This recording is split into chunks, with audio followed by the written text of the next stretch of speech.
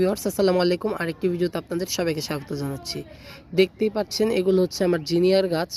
আমি কিন্তু জিনিয়া গাছের সব ফুল কেটে দিয়েছি। এর মেইন কারণটা হচ্ছে জিনিয়া গাছের ফুল কিন্তু সহজে শুকায় না, এমনিতে শুকায় না।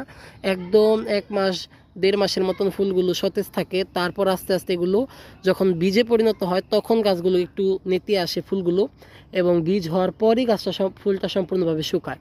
তো আমি তো আমার গাছ থেকে এখন বীজ নিতে চাচ্ছি না। বীজ নিলে গাছের যে পুষ্টি সব শেষ হয়ে যাবে, গাছটা কিন্তু বুড়িয়ে যাবে। তাই কিন্তু ফুলগুলো এখন নিজে থেকে ঝরবে না, নিজে থেকে শুকাবেও না, আমাকে তুলে ফেলতে হবে।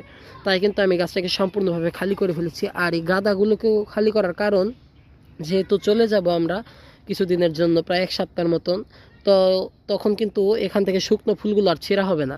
এতেও এসে এমনও হতে পারে, দেখলাম যে সব শুকনো ফুল বীজে পরিণত হয়ে গেছে, আমার গাছটা বুড়িয়ে গেছে। তাই এখনই ছিঁড়ে দিয়ে যাচ্ছি। আস্তে আস্তে যে